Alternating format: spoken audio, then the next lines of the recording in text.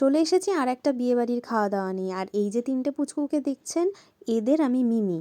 আজ ছিল রিয়া দিদির বিয়ে, আর এদিকে রিয়া দিদির বড় বসে গেছে বিয়েতে। আর ততক্ষণে আমি ঝাঁপিয়ে পড়লাম স্টার্টারে ছিল ফিশ ফিঙ্গার, চিকেন রেশমি কাবাব, ক্রিসপি চিলি বেবিকর্ন। আর রেশমি কাবাব হলে আমার মনটা এক্সট্রাই ভালো হয়ে যায়, কারণ আমি কাবাব লাভার। আর ছিল কফি, যেটা আমি অ্যাজ ইউজুয়াল খাইনি। তার সাথে ছিল দই বড়া, কিন্তু দই বড়াটা খেয়ে আমার একটুও ভালো লাগেনি, মানে টেস্টটা ভালো ছিল না সামহাউ। আমি দই বড়ার ফ্যান নই, বাট ভেবেছিলাম ট্রাই করব, কিন্তু আমার মুখ দেখেই মনে হচ্ছে যে আমার ভালো লাগেনি।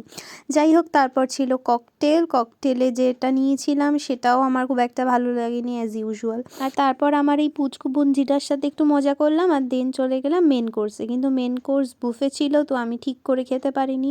আর এই যে মেনু কার্ড তোমাদের জন্য দিয়ে দিলাম। ফার্স্টেই আমি নিয়েছিলাম স্যালাড, আর তারপরে নিয়েছিলাম baby naan, chana, diamond fish fry, kasundi. Diamond fish ফ্রাইটা আমার ভালোই লেগেছে, বেশ ভালো খেতে ছিল। তারপর নিয়েছিলাম একটু রাইস, দেন ভেটকি মাছের পাতুরি। অ্যান্ড এগেন ভেটকি মাছের পাতুরিটা আমার খেয়ে সেরকম একটা ভালো লাগেনি, বিকজ আই এম আ পাতুরি লাভার, কিন্তু খেয়ে আমি স্যাটিসফাইড হইনি।